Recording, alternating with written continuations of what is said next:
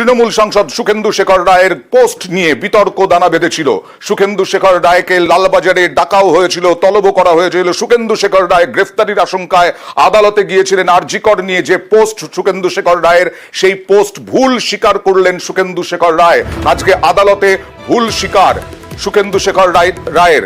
কথা বলবো, সরাসরি চলে যাব প্রতিনিধি অর্ণবের কাছে। অর্ণব, একটু প্রেক্ষাপটটা জানতে চাইবো, কি পোস্ট করেছিলেন এবং তারপরে তিনি গ্রেফতারের আশঙ্কায় আদালতে গেলেন। আজকে আদালত কি বলল এবং তিনি আদালতে কি বললেন?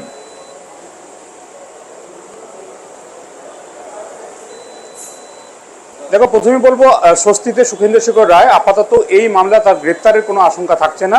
কলকাতা পুলিশের আদালতকে দেওয়া আশ্বাসের ভিত্তিতে এই তথ্য বলা যায়।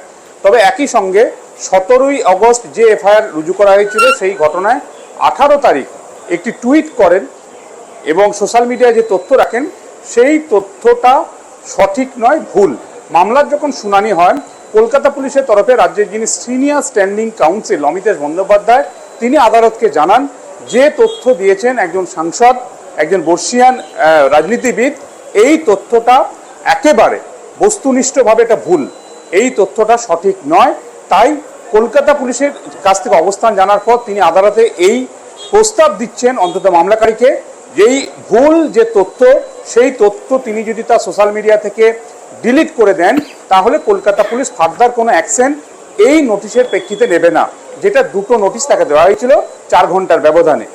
এই প্রস্তাবের পর বিচারপতি রাজশ্রী ভরদ্বাজ তিনি বলেন, কলকাতা পুলিশ যেখানে বলছে তথ্য বস্তুনিষ্ঠ নয়, সেটা ভুল, এই অবস্থায় পিটিশনার কি রাজি এই ভুল তথ্য সেটা তার সোশ্যাল মিডিয়া থেকে ডিলিট করার জন্য?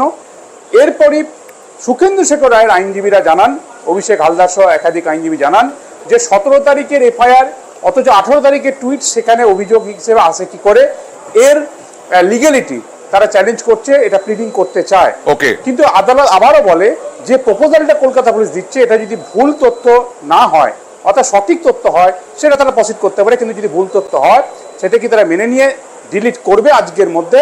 এরপরে সুখেন্দু শেখর রায় আইনজীবী জানান আদালতের বাইরে গিয়ে তার সাথে কথা বলে যে এই সোশ্যাল মিডিয়া থেকে তথ্য তিনি ডিলিট করে দেবেন আজকের মধ্যে। ইতিমধ্যে আমরা জানছি সেটা ডিলিট হয়ে গেছে।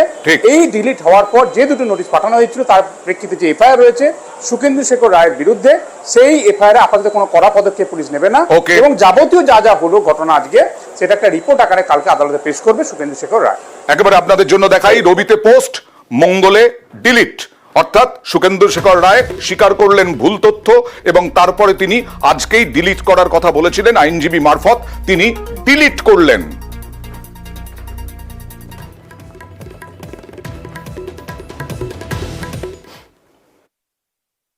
পিটিশনার যখন বলে দিয়েছে যে তিনি টুইট ডিলিট করে দেবেন, দ্য ম্যাটার এন্ডস দেয়ার।